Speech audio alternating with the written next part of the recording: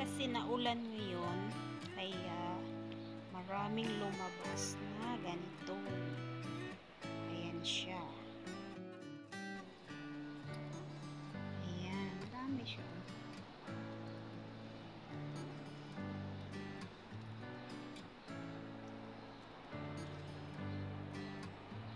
Ayan. Ayan, gumagapang sila. Marami sila guys na.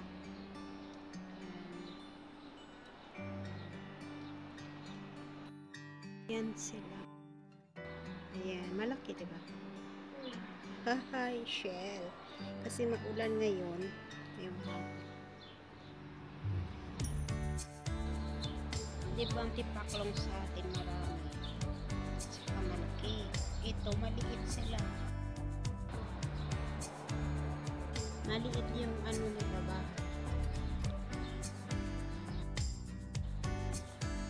Ayan si tipaklong.